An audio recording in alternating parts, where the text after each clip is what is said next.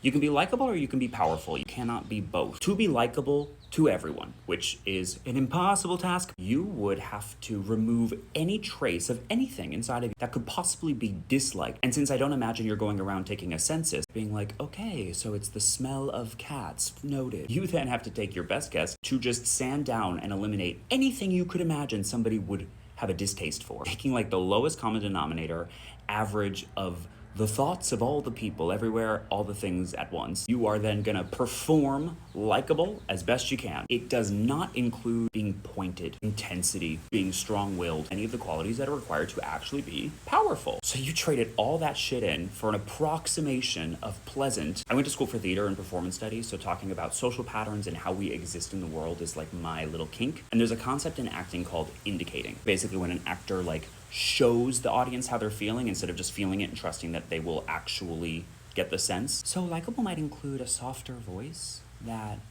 would never probably bother anyone. Always have like a pleasant, cheerful, open-hearted expression on your face. My chest is open wide. I'm not shoulders back proud, not taking up too much space. If you recognized it, hint hint, the call is coming from inside the house. But everyone knows. They might not have words for it. They might not be like, hey, did you notice Stacy today? Truly gray, right? It's just a display. That's what chronic likability is. You're just indicating constantly, I am safe. I am easy to be around. I am agreeable. And although people might put up with it, no one is actually buying it because it's not landing fully. Warmth is real.